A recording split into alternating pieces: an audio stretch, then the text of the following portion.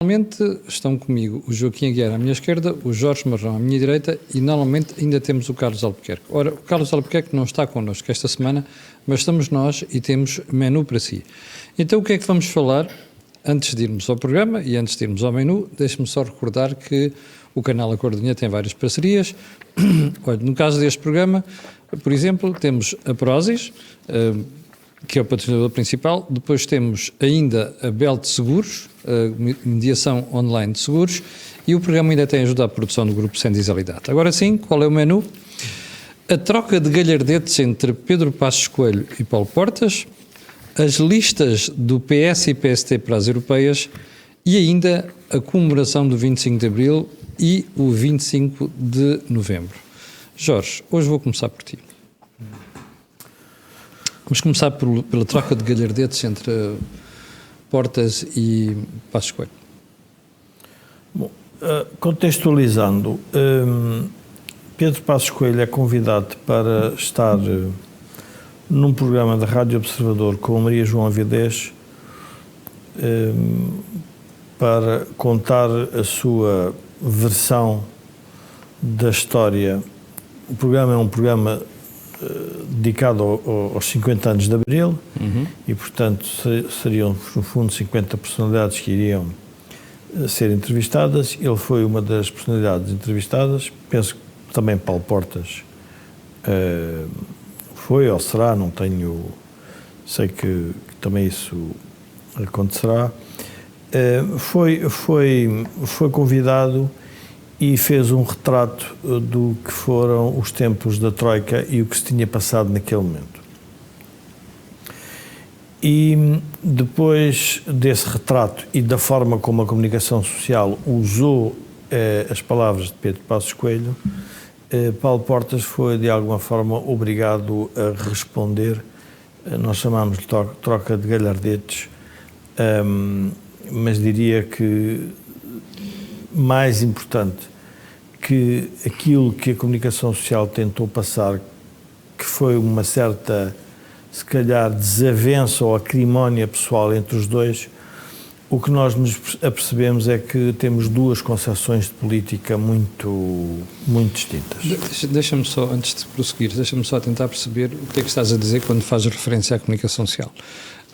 Estás a querer dizer que a comunicação social deturpou ou manipulou ou usou de maneira diferente as declarações de Passos Coelho? A comunicação social tem mantido uma estratégia nos últimos tempos de ajudar, se quisermos, à divisão da direita. E, portanto, isso é notório, é muito evidente.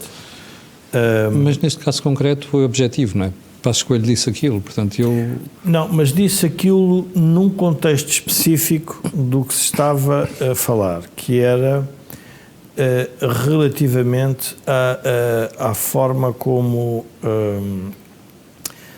se tinha sido interpretado pela Troika o papel do CDS naquele contexto político. Ora, eu queria recordar às pessoas que nada daquilo é novo. O empolamento que se fez hoje é que se tornou uma revelação. Porquê que nada daquilo é novo?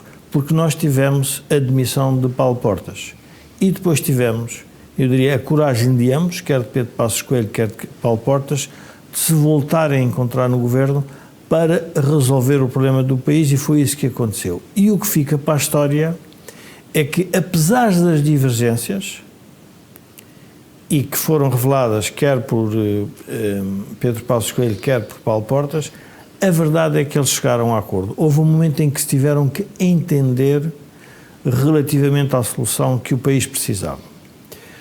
Mas, à luz do que se passa hoje, nós ficamos confrontados com uma diferença muito significativa. E qual é a diferença significativa? É o papel de um partido maioritário versus um papel de um partido minoritário. A expressão de Paulo Portas na altura, que é uma expressão feliz, dizendo que eventualmente um partido pequeno como o CDS, ao perder, pode perder tudo. Portanto, não podia perder eleitorado. E queria fazer uma concessão a um eleitorado específico que interessava, que eram os pensionistas, os reformados. Ora, isto deve-nos transportar para a situação de hoje. E não é por acaso que Pedro Passos Coelho ataca, de alguma forma, entre aspas, politicamente, não pessoalmente, julgo que não é essa a intenção, presumo que não é a intenção ou pelo menos não faço nunca a leitura que os ataques são pessoais, são ataques de natureza política, faz um ataque a duas personagens que estiveram mais ou menos ligados a esta questão dos pensionistas. Um é Luís Montenegro, que de alguma forma quer fazer a conciliação com os pensionistas, e outro é Paulo Portas, que refere que não podiam perder esse mercado eleitoral. E, portanto, é uma espécie de, diria Pedro Passos Coelho, acorda e diz: eu vou ter que explicar isto, porque se eu não explicar isto, as pessoas não vão perceber o que é que eu estive lá a fazer. E quando ele diz que a Troika obrigou a assinar cartas, é porque obrigou mesmo, não era uma brincadeira. Sim, portanto, não era algo, quando se... E por isso é que eu digo que há aqui uma alteração significativa na atitude de Pedro Passos Coelho, que é, está cansado de ser atacado na opinião pública sobre um tema do qual foi obrigado ele, o seu Ministro das Finanças e o seu Ministro de Estado, a assinar um papel. E esta falta de memória também é prejudicial para a política, porque as pessoas têm que perceber que há momentos em que os políticos têm que tomar decisões que não são de agrado das pessoas. E depois pagam por isso. Mas porquê é que aparece agora o momento? Essa é a pergunta. Mas antes deixa-me só fazer outra pergunta, além da que tu fizeste. Passos Coelho não teve a noção de que isto não era o melhor momento para falar naquilo? Eu vou responder de uma forma cínica. E quando ele foi à campanha foi o momento certo para ele ir, quando ele foi apoiar Montenegro. A política tem destas coisas, quer determinar os momentos que os outros aparecem.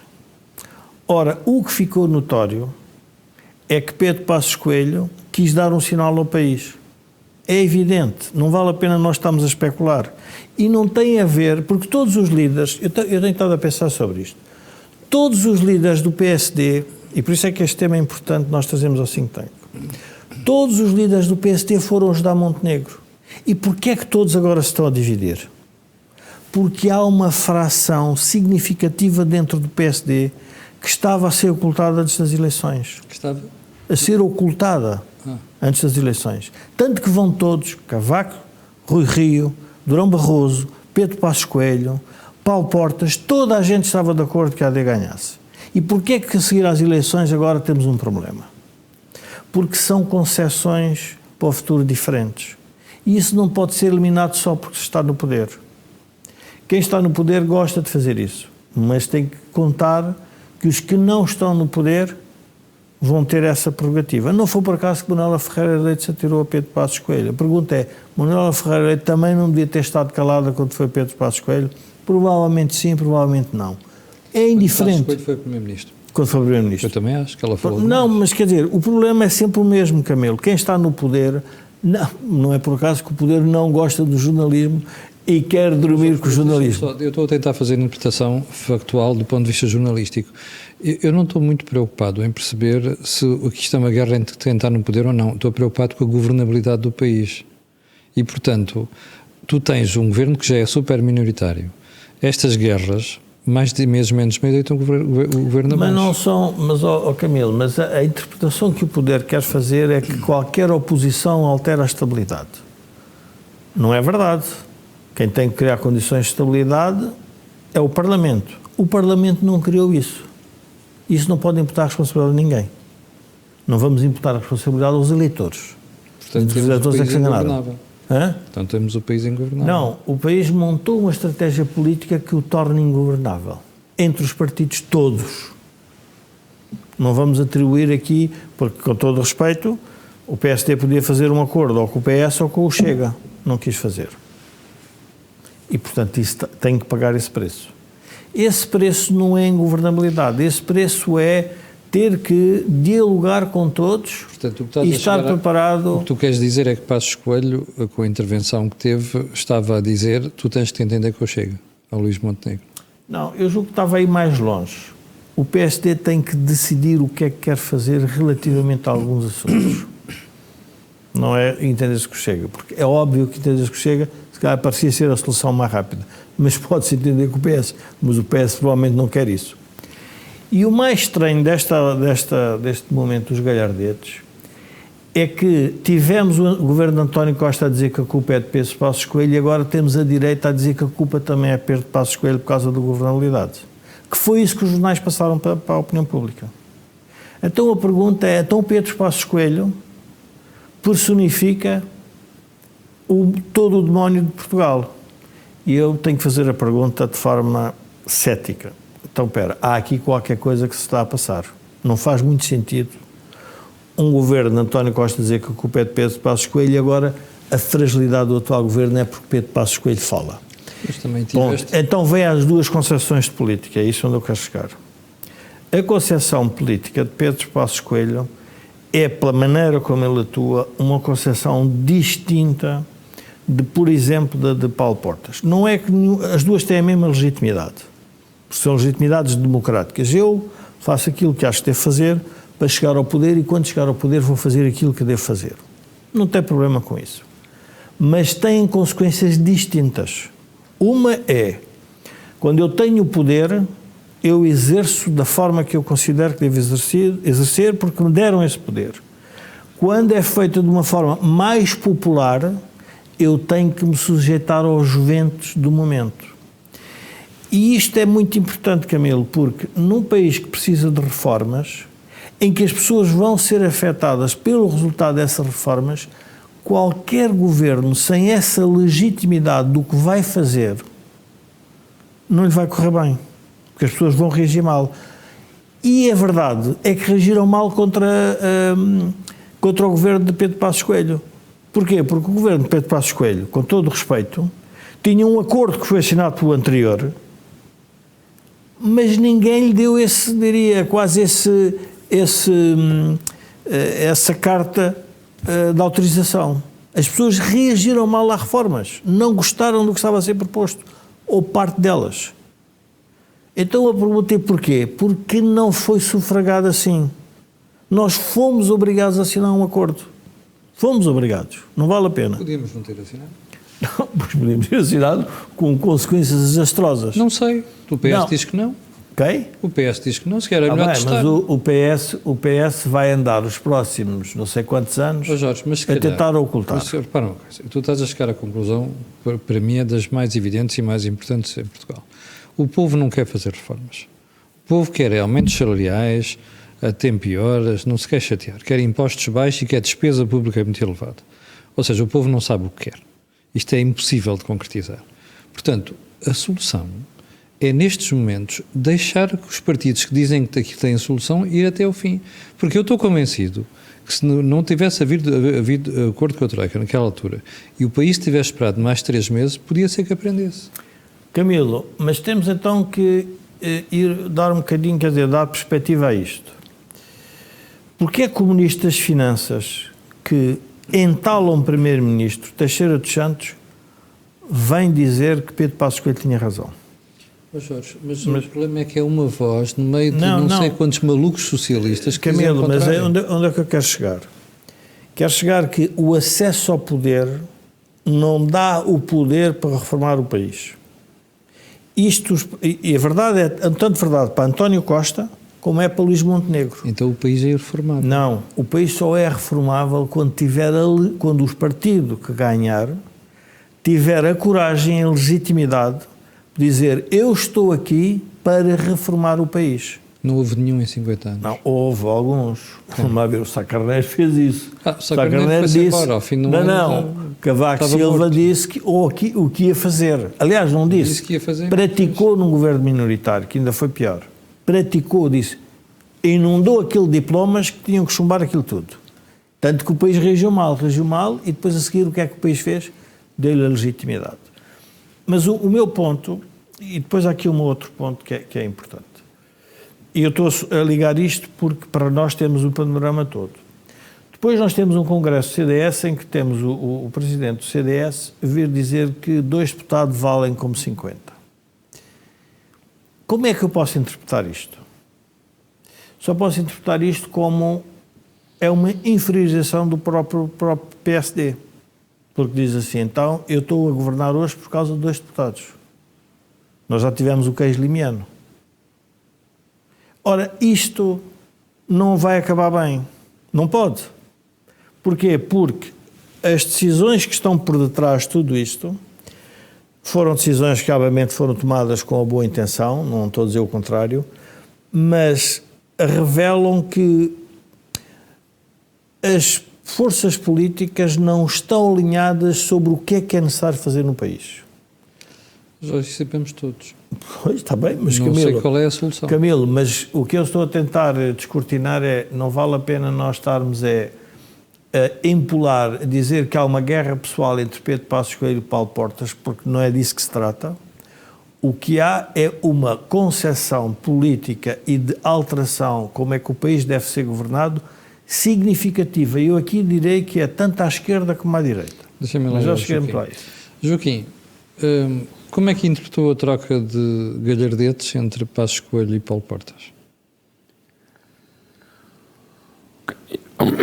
Camilo, troca de galhardetes é o que se faz no início de um jogo entre clubes de respeito. Sim. Cada um leva a sua bandeirinha e troca a bandeirinha. Ora, Passos Coelho e Portas não são clubes diferentes, mas têm as suas bandeirinhas. E, portanto, quando não têm mais nada para fazer, trocam galhardetes. E, com isso, reabrem uma polémica que estava escondida. Pois. Qual é a polémica que estava escondida? Como é que se resolve a bancarrota? Porque foi isso que nunca quisemos tratar. Fomos resolvendo de forma quase inexplicável. Começamos a diminuir a dívida pública. É verdade que não crescemos, mas não é menos verdade que um barco que devia ter afundado continuou a navegar e ainda não sabemos se nos vai levar a um paraíso. O que é que isto tem a ver com o confronto entre Paulo Portas e Passos Coelho?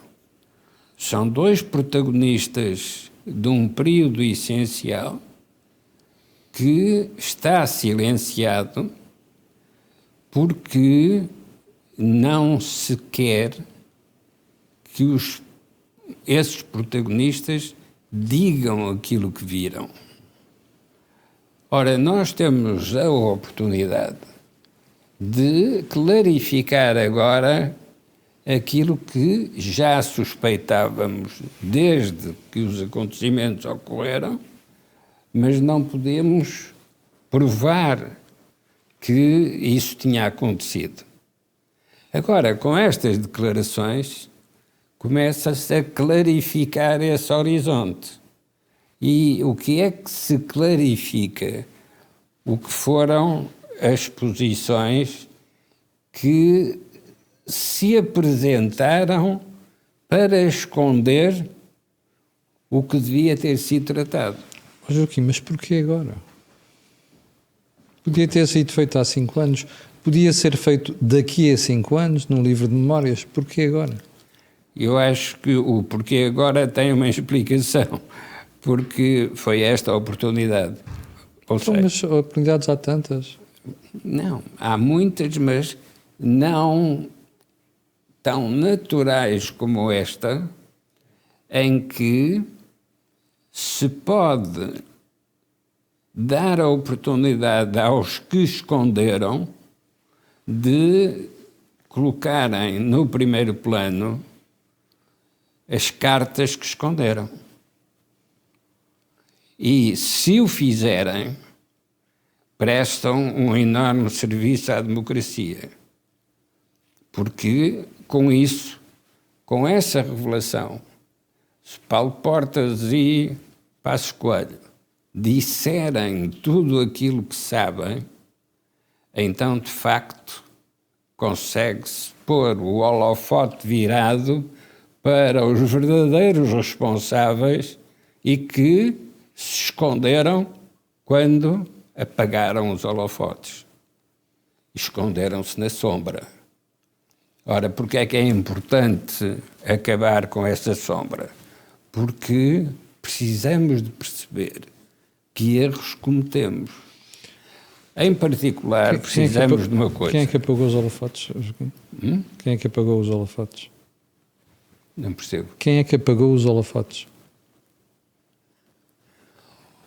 Os encenadores, isto é, aqueles que mandam no teatro. Ou seja, o Partido Socialista. Ou seja, o Partido Socialista. Mas não é só o Partido Socialista. É o Partido Socialista, são as maçonarias, etc. E os grupos de interesses. Okay. Tudo aquilo que esconde... Mas agora deixa-me fazer esta pergunta, Joaquim. Esta semana que passou, nós vimos holofotes em todo o lado, menos nessa gente. Os holofotes foram para o Passos Coelho e para o Paulo Portas. Porque e não para o PS, nem para os outros grupos de interesse. Porque essa gente continua a esconder-se atrás... Com muito sucesso. Daquilo que é iluminado. É verdade, Joaquim, com muito sucesso. É aí que eu quero chegar. Com muito sucesso, mas com muito sucesso já há 50 anos. Há 50? Eu estou a falar dos últimos 10, só dos últimos 8. Porque há 50 anos que contam uma história de libertação do regime autoritário do Estado Novo, mas de facto esse Estado nunca foi novo e já estava muito degradado quando finalmente é substituído. Sim, mas agora mais uma pergunta. Sinceramente, o que é que acha que o país lucra com isto? Com esta conversa agora? É o que lucra o doente quando é confrontado com o diagnóstico do médico. Mas o médico só pode fazer o diagnóstico quando o doente conta quais são os sintomas que tem. Porque enquanto o doente esconder os sintomas, de facto, o médico não sabe o que é que há de dizer. Pode fazer análises químicas e raio-x, é verdade. Mas para isso é preciso imobilizar o doente para poder fazer essas análises. Joaquim, o Jorge falou 2 vezes na comunicação social. Eu tenho colegas na comunicação social que, passados 13 anos sobre a chamada da Troika, continuam a dizer que o país não precisava da Troika para coisa nenhuma. Gente na comunicação social, jornalistas supostamente de qualidade, e com aprendizagem, com track record e por aí adiante, continuam a dizer que não era preciso Troika. Exatamente o mesmo que a gente ouve os partidos socialistas dizer hoje em dia. Eu acho que isso é uma conversa perdida, sinceramente. O país é maioritariamente de esquerda, em minha opinião. E eu sei que o Jorge não pensa isso, o país é maioritariamente de esquerda. O país vai recusar sempre a austeridade, mesmo quando for responsável por essa austeridade. O país vai recusar sempre reformas estruturais, porque não lhes dá jeito, incomoda, chateia, tem dor. Isso não tem solução. Não teve solução em 50 anos.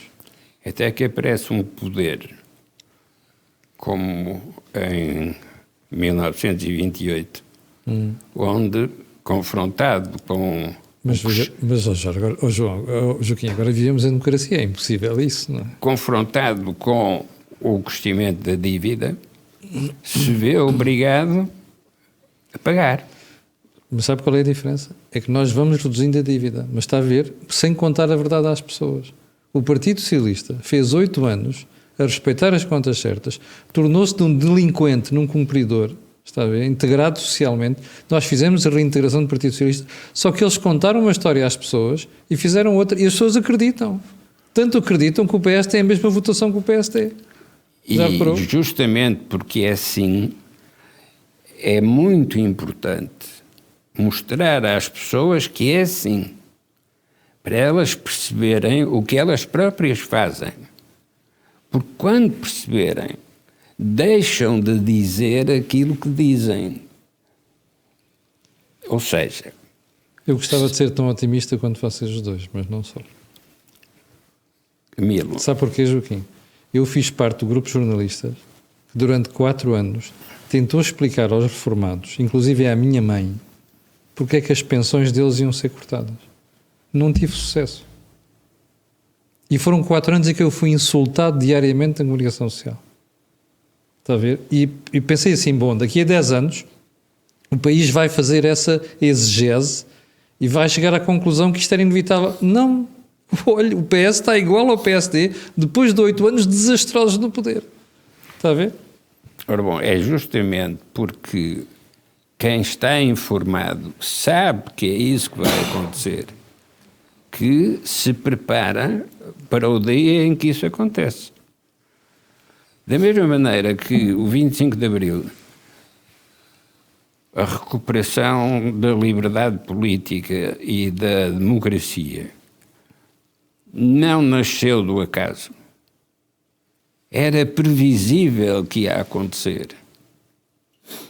Então, também era natural que se preparasse o que se fazia, o que se iria fazer quando isso acontecesse. E por isso é que vale sempre a pena estar a aprofundar o diagnóstico de uma situação para poder interpretar qual vai ser a sequência de acontecimentos. E, do mesmo modo que se sabia antes de 74 que iria haver uma transformação política, mas também sabia que iria haver uma distribuição da riqueza acumulada sem lógica e sem sentido de investimento para o futuro. Isto sabia-se e, no entanto, isso aconteceu e, a seguir, aconteceram as consequências desses erros. O Joaquim há bocado dizia assim, é importante que os protagonistas disto digam o que disseram esta semana, que é para a gente esclarecer o país. Então explique-me lá o que é que acha que vai acontecer daqui para a frente. Ora bom, mas ainda estamos a esclarecer o país. E esse trabalho é muito importante, não só para esclarecer o país do que são os modelos de análise, Sim. mas também esclarecer o país para que o país saiba como é que os que sabem escondem o que sabem. O Paz Mamed, que é um professor de economia que também escreve Do nos Bloco de jornais. Esquerda. É do Bloco de Esquerda. Pronto, deixa lá clarificar as coisas. É do Bloco de Esquerda. Sim, como podia ser de outra coisa qualquer, não interessa. Não, mas não é indiferente, Joaquim. Desculpe lá, não é indiferente. Não, mas tem esta semana um texto muito interessante em que diz uma das dificuldades da democracia é conseguir explicar a uma sociedade que está em crise o que é preciso fazer para responder a essa crise. E ele é um dos principais, porque quando escreve, inventa e mente sobre a situação do país. Ora, está bom, a ver? mas por isso mesmo E as pessoas acreditam. por isso mesmo é que vale a pena utilizá-lo. Pronto. Para dizer o quê? Que os democratas, justamente porque consideram que têm um poder legítimo, têm dificuldade em explicar aquilo que são as medidas de correção, porque não estão na corrente normal da evolução dessas ideias. E por isso é que temos que esperar as crises para então sim fazer uma revisão crítica do que foram as decisões passadas. Ora, quando Paz Mamed diz isto, explica-nos simultaneamente quais foram as dificuldades de Passos Coelho para poder concretizar medidas de austeridade e de correção dos desequilíbrios, mas também explica, mas também serve para explicar uma outra coisa, é que os opositores não só não desistem, como nem sequer são aqueles que nós estávamos à espera que fossem. Joaquim, sabe o que é que mais me desiludiu nesta troca de palavras entre o Paulo Portas e o Passos Coelho? É que nós falhámos o ponto central nesta conversa. Sabe qual é para mim o ponto central? É que o Portas teve a distinta lata de dizer: o Passos Coelho via na Troika um bem virtuoso, eu via um mal necessário. E eu não vi nenhum analista, tirando a conversa que a gente fez na Cor do Dinheiro, programa matinal, eu não vi nenhum analista dizer assim: isto é mentira. A Troika tinha no seu programa uma parte de regularização de contas públicas e outra parte de reformas. E eu não vi ninguém em Portugal debater nos últimos 2 dias que nós fizemos uma tentativa de reforma na habitação, outra no mercado laboral com muito sucesso, e houve outra que ficou por fazer no mercado de produto e serviço. Não vi ninguém debater isto. E isto é que tinha sido o aspecto interessante desta história. Passamos ao lado do essencial, está a ver? Camilo, mas o passar ao lado do essencial é que é o essencial dessa história. Pois é. Porque é que passamos sempre ao lado? Porque nós passamos ao lado de outras coisas, passamos ao lado do wolframio, passamos ao lado do... É verdade. Passamos ao lado do Brasil, passamos ao lado da Índia, passamos ao lado de várias coisas. O que é isso do passar ao lado? É não aproveita, não acumula e distribui. Pois, E, portanto, exatamente. E continuamos nisto.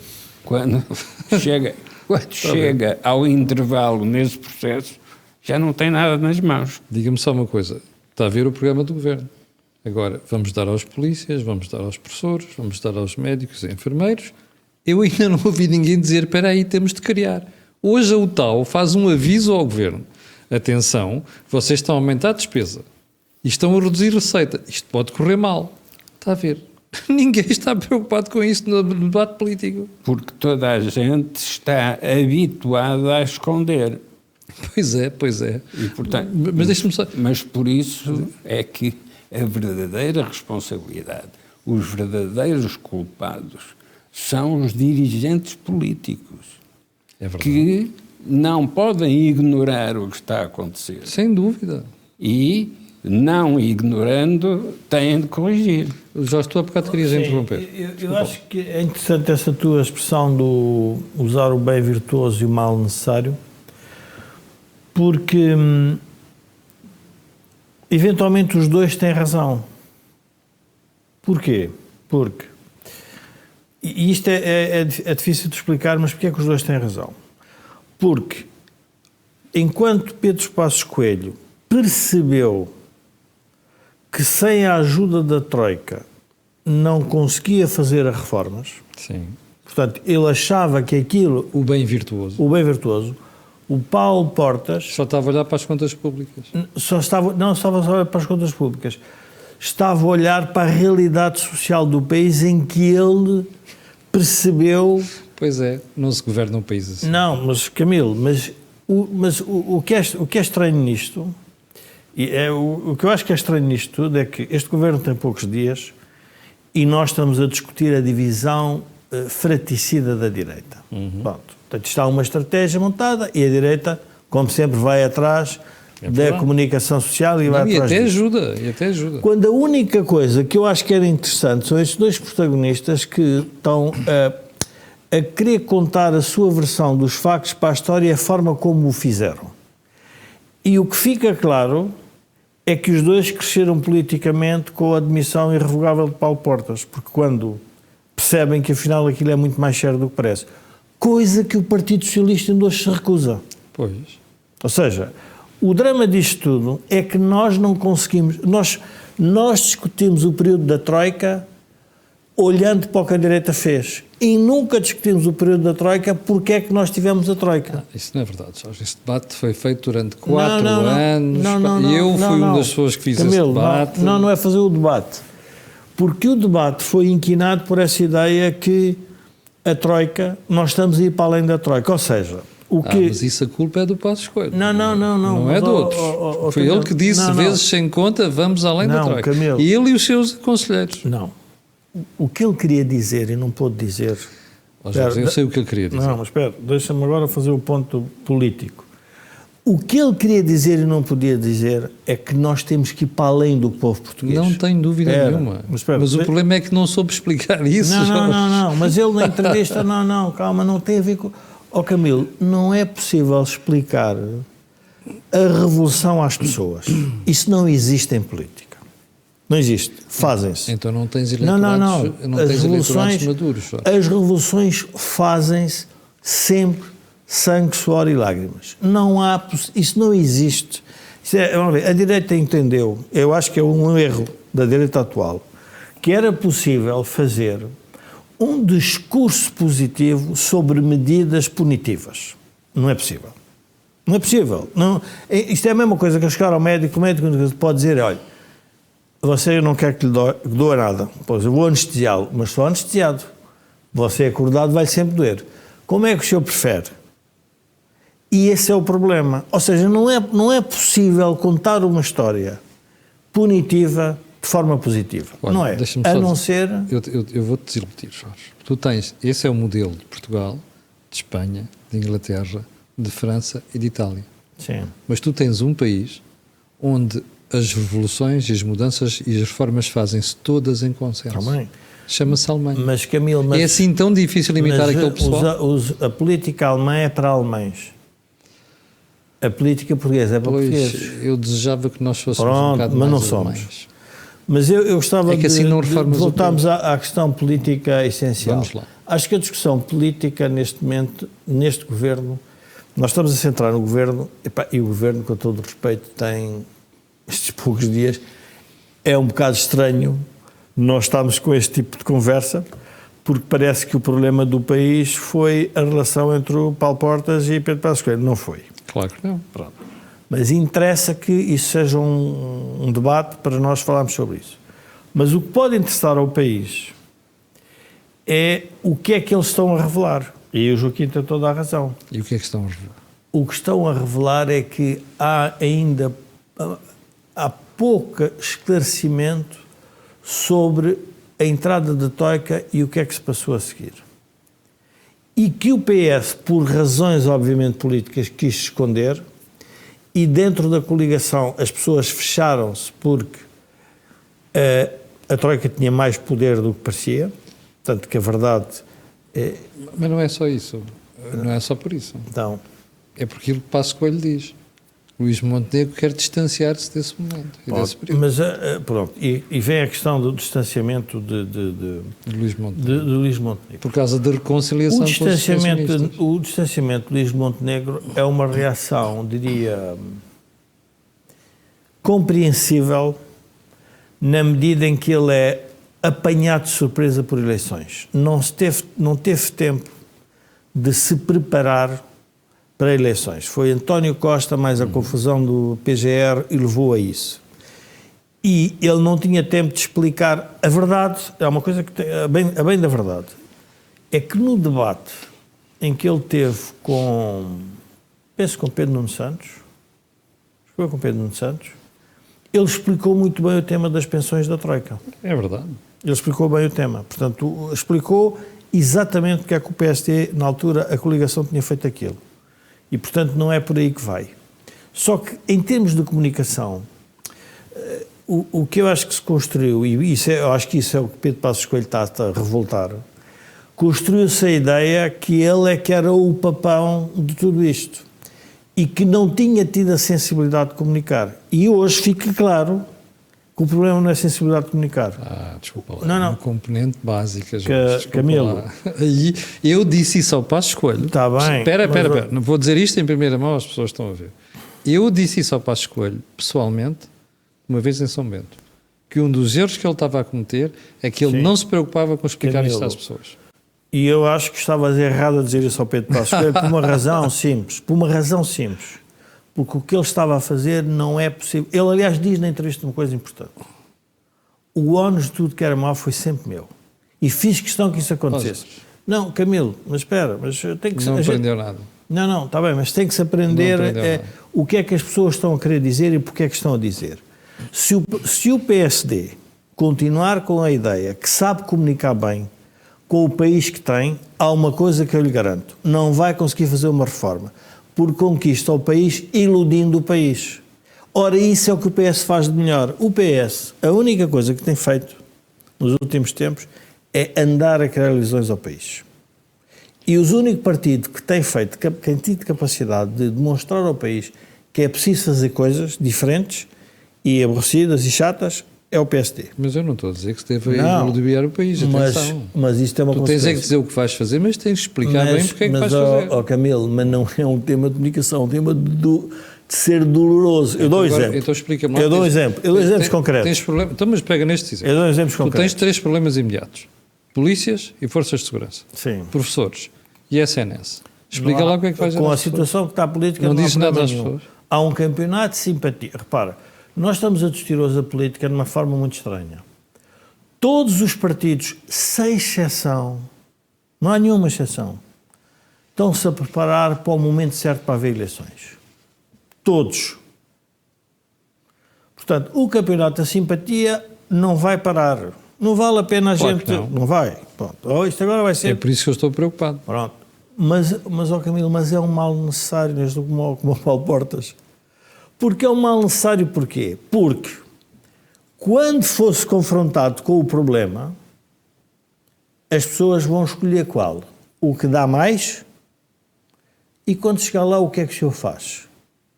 E depois vai defraudar? Portanto, a realidade vem ao de cima. Não vale a pena estarmos a enganar. Depois há uma outra coisa que tu falas muito, que é, mas o país não se reforma. Assim, Camilo, os movimentos sociais são muito lentos. Eu estava-me a lembrar dos 50 anos de Abril e lembrava-me do Estado Novo. Olha, Os teus jornalistas... Mas nós somos lentíssimos. Eu sei, mas os teus jornalistas que há 13 anos a tentar convencê-los, os saudosistas do Estado Novo ainda não estão convencidos. Ainda acham que devia haver Estado verdade. Novo. Eles também acham que não devia ter havido troika. Eles põem no mesmo gaveta dos Mas há saudosistas. uma diferença, Jorge.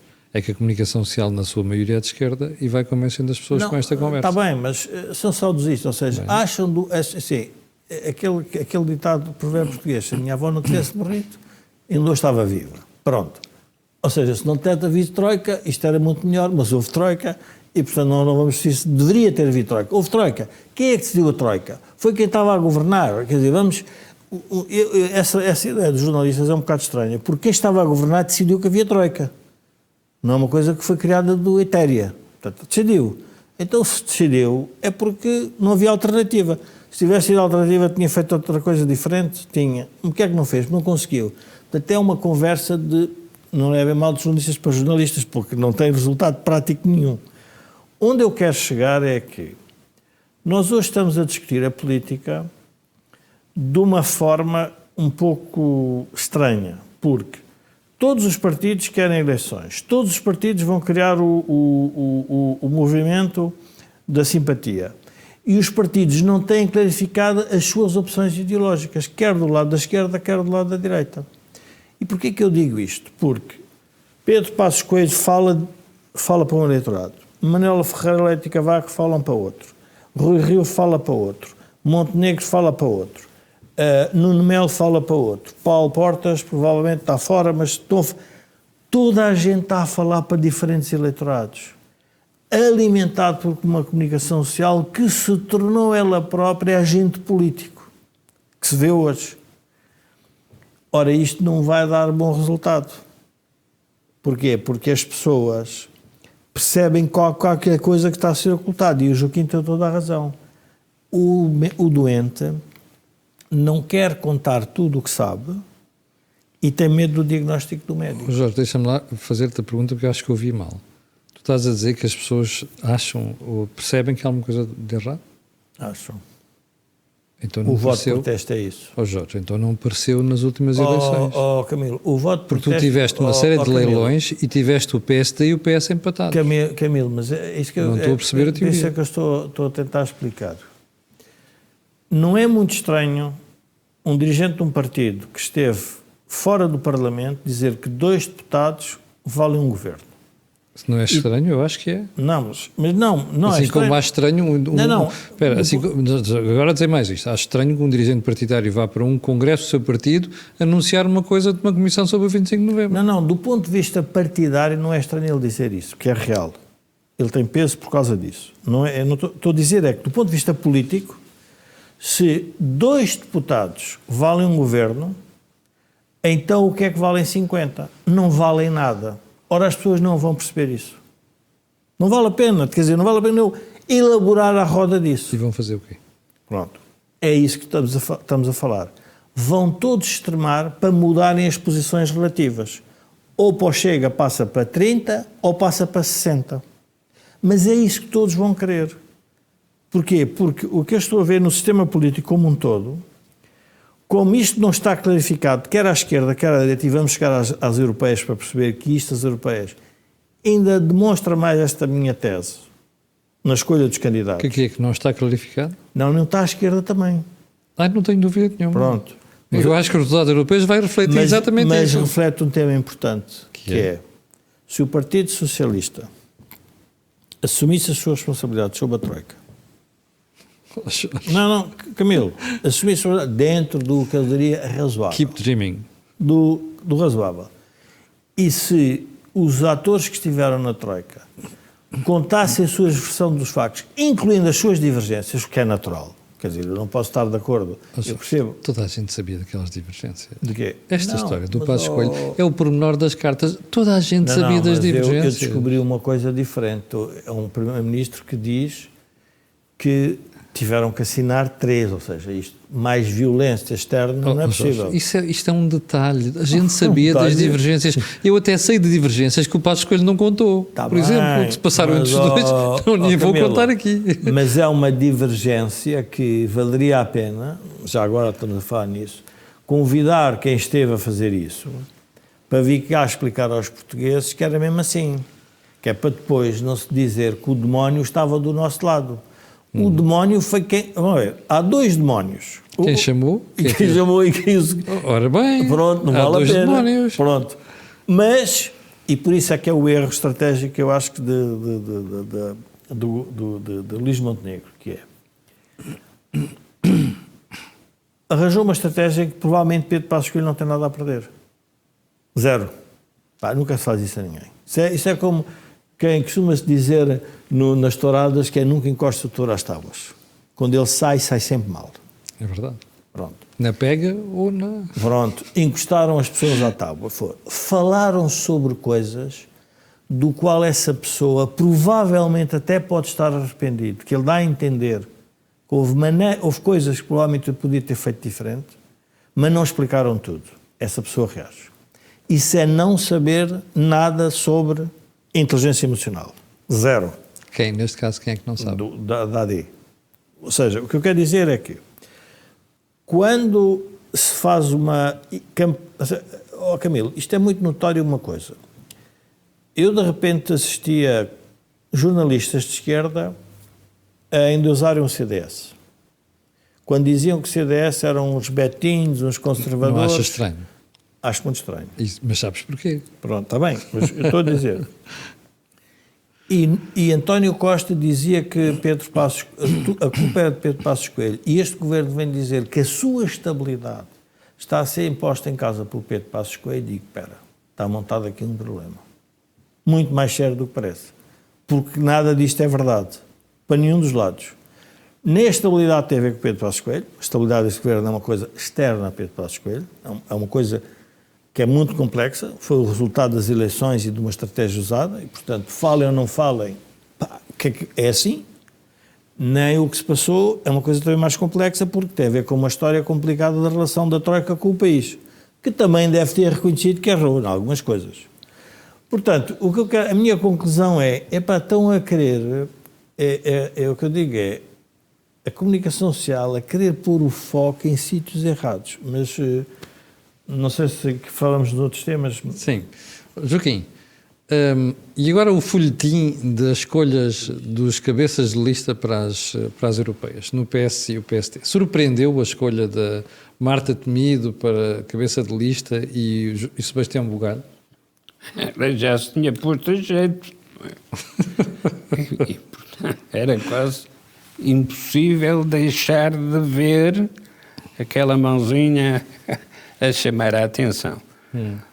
Não me surpreendeu nada, mas o que me surpreende é o estado de esgotamento a que está a chegar o sistema partidário português. Pois, é o que isto revela. Porque não é só já não se renovar, é ainda por cima nem sequer beneficiar da experiência que foi acumulando para poder corrigir os erros que foi cometendo. E, portanto, estamos numa situação, de facto, não muito diferente do Estado Novo com 48 anos. Já não se conseguia renovar, mas também não conseguia substituir os elementos que tinha. E um dos sinais mais preocupantes dessa decadência é aquilo que se tem estado a passar com o Presidente da República, que confirma tudo aquilo que se dizia sobre ele como conhecedor do sistema, com capacidade para interpretar cada uma... Um adiantado mental, autêntico. Sim, um adiantado mental, não há dúvida, mas se confirmam todas as indicações das suas qualidades, a verdade é que se revela pela primeira vez o alcance das suas perversidades. Porque o pior de tudo que pode acontecer é termos um dirigente político muito inteligente, mas simultaneamente muito perverso, que era um pouco o que caracterizava o Salazar. O Salazar era particularmente hábil nas suas leituras da situação, mas depois entretinha-se com a Dona Maria. E portanto, essa... Mas, ó Joaquim, não cometia os deslizes do Marcelo. Desculpe lá, tinha essa vantagem. Não é Dona Maria, mas era... O Joaquim, veja a semana que passou. Há o pormenor do acórdão do Tribunal da Relação. E o Presidente da República não encontra melhor do que dizer... bom, está mais próximo a virmos a ter um português num Conselho Europeu. Joaquim, desculpa lá. Mas que presidente é este? É um presidente espanador.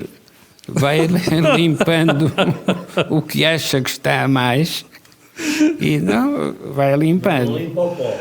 Eu acho que ele agita mais. Não limpa o pó. Não limpa o pó continua lá. Mas mostra também outra coisa, é que inteligência e perversidade só combinam desde que não haja vergonha. E o que caracteriza o Marcelo Rebelo de Sousa é que não tem vergonha. Pois, de facto, não tem. Então, e agora voltando aos partidos. Acha que o Joaquim fala em esgotamento, não é? E acha que o esgotamento vem desta necessidade de encontrarem pessoas e caras mediáticas e fazerem a política com base nesse mediatismo? Que andam à procura de cabeça de cartaz, andam, mas... Isso é como nos touros. Hã? É como nos touros. Há uma corrida, olha, vamos ter o El Juli, ou o Morante de la Puebla, e pronto, depois o resto são umas figuras menores, mas pronto, estão ali os dois de cartaz.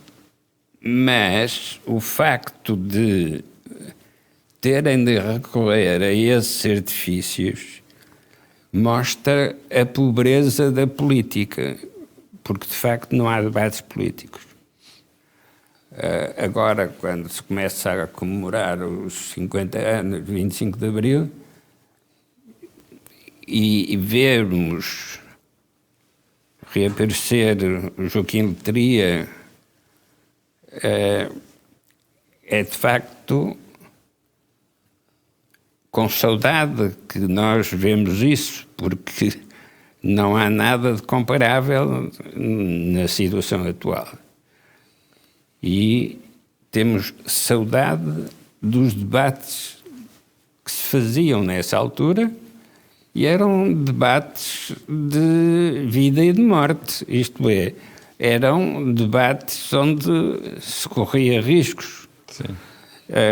Agora Empenhava-se uma carreira, politicamente falando. Agora, e fumava-se. Fumava-se nos debates, bem na televisão. Debates, não é? Mas o problema é que agora, com o tal empobrecimento da vida partidária, o que temos são o desenho das equipas para os jogos no fim de semana. E não vale nem sequer para o campeonato, é só para o próximo fim de semana ver como é que se fica na classificação.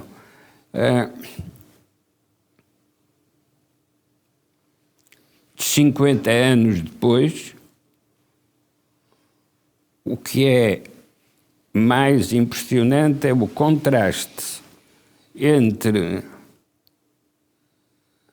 as promessas de abril e as realidades de novembro. Já agora, o Joaquim viu a entrevista do Jornal Romanhantes à CNN, Vi. à TVI. O que é que achou da entrevista? Achei que a barba lhe fica muito bem. Mas além disso... Achei que é ele tal e qual. Isto é, o general Yanes nunca enganou ninguém. Sim, essa vantagem ele tem, de facto. Não, é que é exatamente o produto que vemos à nossa frente. Mas não acha que ele resolveu ali um problema ao país quando alertou que nós não podemos deixar cair a importância de 25 de novembro? Porque isso é uma coisa que a esquerda fez o possível por esquecer. Está bem, mas ele, quando foi aquela polémica deste governo foi para a rua, e que o Pedro Adão e Silva e o António Costa não assumiram uma grande entusiasmo com comemorações de 25 de novembro, e ele na altura não se manifestou por aí adiante, desta vez foi muito claro, a dizer o 25 de novembro tem tanta importância quanto tem o 25 de abril. É óbvio que o 25 de abril precedeu a outra, mas o 25 de novembro é uma data importante, e isso é uma coisa que eu não tinha ouvido o Ramalhianos dizer. Porque nunca tinha tido a oportunidade de dizer, no sentido em que o Partido Comunista nunca permitiu que ele dissesse isso. Isto é, nunca permitiu que a envolvente geral do debate político permitisse tornar tão óbvio que o 25 de novembro era a correção dos desvios ao 25 de abril. Mas, Joaquim, eu percebo e aceito a sua explicação. A mim incomoda-me soberanamente ouvir dizer que alguém se coartou porque o Partido Comunista não deixou de dizer. O Partido Comunista foi derrotado 25 de novembro. Ok? Não Portanto, é só isso. Pronto. Assim fico Não. mais descansado. O Partido Comunista foi derrotado no 25 de novembro e absolveu na noite de 25 de novembro. Sim. Quando Mel Antunes diz sim. que o Partido Comunista é indispensável à construção da democracia. Mas isso é uma coisa. Outra coisa é o jornal Ramalhianos ter dito isso muito mais cedo e está-se a marimbar para a preocupação que isso motivava o Partido Comunista. Mas o Joaquim foi conselheiro dele, o Joaquim sabe melhor do que eu, portanto está à vontade para comentar isso. É que quando esses acontecimentos ocorrem, a incerteza não é comparável com o que depois se diz nos comentários sobre essa ocorrência. Nos comentários já se sabe o que é que aconteceu. No momento em que está a acontecer, não se sabe. E, de facto, houve situações dessa época, em que podia ter corrido tudo mal e não há nada pior do que uma dinâmica política que entra numa guerra civil de fracos. O século XIX teve várias situações de guerra civil em que só se morria quando se mudava de campo. Isto é, enquanto as forças estivessem dispostas no campo de batalha, mas imóveis, não acontecia nada. Mas se alguém mudava do campo liberal para o campo legitimista, então nessa altura é que apanhava um tiro e morria. Deixa-me ir aqui ao Jorge. Esta questão que estamos aqui a falar, primeiro a escolha das listas para os partidos. Primeiro, foi uma surpresa. Segundo, achas positivo haver comentaristas que vão parar a deputados e depois políticos que estão ali a fazer de comentadores, depois vão ser candidatos a deputados nas europeias? Achas isso positivo? Oh, Camilo, eu julgo que o que estão a fazer relativamente a Sebastião Bugalho é uma... Eu diria que primeiro passa por desonestidade e é uma certa falta de vergonha. Eu vou tentar explicar isto, apesar de eu ter algumas reservas de um comentador passar de comentador a primeiro candidato. Eu estou de acordo contigo. Estão a tentar fazer uma sacanice, mas esse debate do comentador passar para deputado a mim preocupa. Sim, mas é um debate que eu tenho simpatia, porque a legislação atual relativamente à transparência em quase todas as funções exige um período de nojo. E, portanto, acho que é também aplicável a estas coisas. Também acho. E deveria-se fazer mais um... Agora, o que estão a fazer em relação a ele é uma vergonha por diversas ordens de razão. Vou tentar explicar. Uma é porque é jovem. Isso é uma estupidez. Não, mas é uma estupidez, mas acho que as pessoas têm que ter... Isto é uma sociedade envelhecida que já não se lembra que foi jovem. É verdade. Não, e depois passamos a vida a dizer que a classe política não se renova, mas depois quando aparecem os novos critica. Vou usar aqui enfim, brincando aqui com o Joaquim. O Joaquim, quando esteve com o Pinheiro de Azevedo, tinha 29 anos, certo? Sim, é à volta disso. 29 anos. Pois. Qual era a experiência que o Joaquim tinha? Era a que tinha um homem de 29 anos. Claro. Cavaco Silva, quando foi ministro, tinha 37. Sim, e quando foi primeiro-ministro tinha 41. Exatamente. Ora, o que é que acontece? Isto é uma conversa de onde é que ela vem. Eu vou tentar juntar as peças. Louçã, armada em fariseu e em puritanista, vem dizer que os comentadores... E eu a pensar assim, o que é que ele fez na vida se não foi comentar e ser apaparicado por uma comunicação social? Não, e a Catarina Martins, que é comentadora na SIC, e depois vai para candidata a deputado. O nosso presidente era comentador político. Pois, é verdade. A gente já se esquece do pormenor. Sim. A única coisa que eu vejo em Sebastião Bugalho é que ele é uma pessoa, que eu acho que é a parte positiva. Ele é um indivíduo que se vê que gosta de política e vibra com aquilo. Exatamente. Pronto. E com 29 anos é natural que cometa uma data... Há lá Paulo Portas. E é natural que ele cometa uma data de erros, que seja sensível ao argumento A, ao argumento B. Agora, virem dizer que... e depois já agora, para as pessoas também terem uma noção da relevância dos deputados do Parlamento Europeu. Em 700 vamos ter 21. Peso nenhum. Quer dizer, vamos ser práticos. Obviamente que é preciso alguma dimensão para discutir os temas. Mas porquê é que se pôs este problema assim? Eu depois comecei a pensar e disse que é óbvio. Porque este problema fragiliza o governo em duas matérias. É verdade. Uma é a incapacidade de dizer que é incapaz de recrutar pessoas, o que pode ser uma parte verdade, mas também já era verdade quando o governo foi feito, portanto não muda nada, mas vai agravar a situação. E depois vem-se dizer que, mas é uma pessoa que, ao mesmo tempo, e agora o caso do Rui Moreira é um que a gente já vai falar, tem uma utilidade para a discussão política, porque qualquer que seja o resultado das europeias, todos vão querer retirar dividendos para o governo cair ou continuar.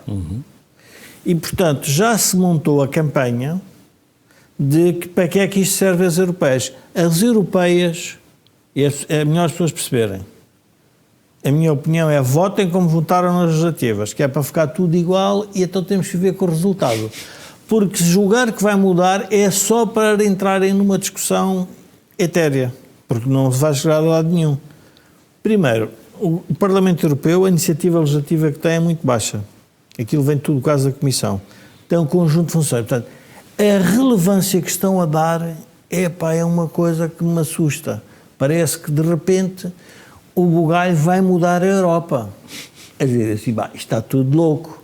Portanto, as pessoas perderam a noção. Mas não, mas tem interesse para a chicana política. Então vamos pôr o tema do bugalho.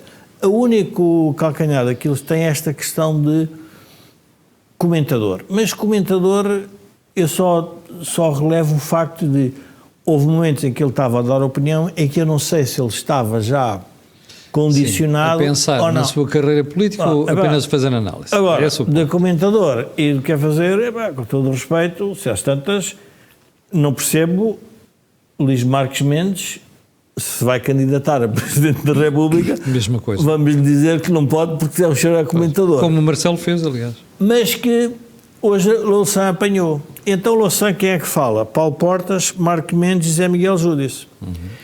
E eu gostava de trazer este tema aqui, porquê? E tem muito a ver também com o tema do Chega, que também tem que ser implicado nisto, que é quem começa em Portugal com a ideia do puritanismo na sociedade é o Bloco de Esquerda. É verdade. Em que começa até lhe surgir aos rolos da vida. Este puritanismo também mata outra coisa. Mata a política, porque pessoas que não querem ser expostas na sua vida... Porque eu imagino o seguinte, ele é comentador, sim senhora, até gosta do que está a fazer, mas eu quero fazer alguma coisa para a causa pública. Ele já foi tentou ser deputado e não conseguiu. Acho até uma coisa louvável para uma pessoa de 29 anos. De repente parece que ele quer dizer, vai encarnar o diabo na cruz. Assim, mas quer dizer, isto está tudo insano demais para mim, não é? Quer dizer, não consigo perceber. Mas pronto, a política é o que é e a gente tem que deixar. Agora, vamos ao candidato e por isso é que a questão do 25 de novembro, do que o Nuno Melo disse, do que o Paulo Portas e o Passos Coelho revelam esta divisão à direita. À esquerda está revelada a outra divisão. É que Pedro Nuno Santos não renova ninguém do PS. É verdade. E vai buscar a candidata mais à esquerda, que foi mais ou menos despedida como ele do governo. Ora, isto significa que há também uma luta dentro do PS. Sem dúvida nenhuma. Pronto. E, portanto, o sistema político está entalado entre o reconhecimento, e esta versão do Melo Antunes é boa, que é o Partido Comunista faz parte da solução da democracia, e é nós lembrarmos que os deploráveis que estão hoje no Chega também têm que fazer parte da solução da democracia. E nós criamos linhas vermelhas. Mas isso a esquerda não o reconhece. Não, mas nós é que criamos as linhas vermelhas. O que eu estou a dizer é, cuidado, porque é sempre mau hostilizar e fraturar a sociedade. É preciso ter... E não é só isso, Jorge, é sempre mau excluir os extremos de uma Claro. As pessoas não podem dizer, somos uma sociedade inclusiva, mas queremos excluir. Exatamente. Os que não desagradam. Portanto, é uma coisa fantástica. Marta Temido tem este tema que revela um pouco a estratégia de Pedro Nuno Santos, que é uma estratégia que é um pouco contrária à estratégia que o Partido Socialista levava. Agora, aparece Francisco Assis em segundo lugar. Eu não vou fazer nenhum comentário sobre a pessoa em si, mas o Francisco Assis no PS já foi tudo o que foi possível ser. Ora, isto revela um outro tema do PS. É que no PS há um conjunto de personagens e dentro do PSD também as existem, que querem estar sempre dentro do poder e do regime. Ora, o que nós hoje estamos a discutir em Portugal é uma profunda reforma do país sem troika. Porque eu às vezes penso para comigo assim, mas afinal, o que é que a política anda a fazer? Se é para fazer o que o Costa fez, que é pegar no orçamento, aumentar impostos e distribuir mais e não investir, e não fazer nenhuma reforma, se isto é política, não há problema nenhum. Isto é o Marcelo Caetano. Evolução na continuidade. Mas foram 8 anos, isto mais ou menos até estava a bater certo. Se isso é política, e essa política vai ser continuada para a direita, não faz sentido. Então, eu acho que são momentos muito importantes, porque a Europa vai ser usada para o debate do governo se ou não cai, e vamos ter a comunicação social a fazer manchetes, o Chega desceu muito, ou o Chega subiu muito, ou o PSD é isto, O PS ganhou. ou o PS ganhou. Monta-se aí um filme com 21 deputados num Parlamento. Eu digo assim, mas o que é que isto tem a ver com nada? Mas tem a ver tudo porque interessa ao debate nacional. É a percepção. É a percepção. Portanto, há aqui um tema de percepção das europeias. Havia alguém que dizia, perguntei, depois isto ainda é mais engraçado, porque o Marcelo lembrou-se de pôr as eleições, colocar o dia das eleições antes do feriado de 10 de junho. Ou seja, para além de uma provável abstenção que nós vamos ter se houver muito sol, porque vai toda a gente para a praia, vai-se tirar conclusões políticas e neste momento eu quase que penso para comigo, será que nós com o Sebastião Bugalho estamos a discutir a presidência da República? É porque de repente parece que, e então uma outra dimensão, é uma bolha mediática da comunicação social que existe nos canais de informação política, mas que eu julgo que não vai chegar à maioria das pessoas. As pessoas vão votar naturalmente porque as que acham que têm que votar, mas não estão tão exacerbadas como eu estou a ver este debate. Este debate está excessivamente exacerbado. Eu não consigo perceber, quando devia ser um aplauso, dizer, um jovem de 29 anos, alguém lhe dar essa oportunidade. Agora, estou como o Joaquim. Não era possível encontrar uma outra...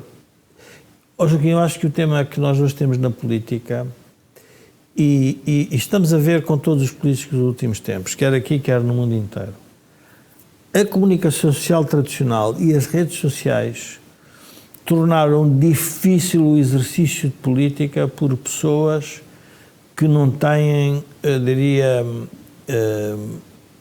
não são cabeças de cartaz. Ou seja, the winner takes it all. Ou seja, é como na música. Pois. Há um cantor que é o Ronaldo no futebol. Todos os países, todas as profissões, todos os setores, anda tudo à procura do Ronaldo. O Ronaldo corporiza. Sim. É uma sociedade iníqua, ou seja, se dissesse assim, não, o que era bom era a equipa global dos deputados ao Parlamento Europeu. Não, o cartaz. Nós temos que fechar o programa porque já vamos com 1h15 e somos só 3 hoje. Só está aqui o Carlos Albuquerque. Bom, já sabe que o Carlos passou a fazer parte também do elenco. Na próxima terça-feira estará connosco. Quero agradecer ao Joaquim e ao Jorge esta belíssima interpretação de factos políticos e económicos desta semana. E antes de ir embora, quero só lembrar que o canal A Coordenha tem várias parcerias com a Prozis, com beltseguros.pt e também o programa tem ajuda à produção do grupo Sendis Alidata. Fique bem, para o final fica o pedido sempre, que é colocar um gosto, fazer partida nas redes sociais e subscrever o canal. A razão você já conhece, aquilo que houve aqui não houve em mais lado nenhum. Nós voltamos na próxima terça-feira e eu volto amanhã de manhã com o Nascer do Dia às 8. Muito obrigado.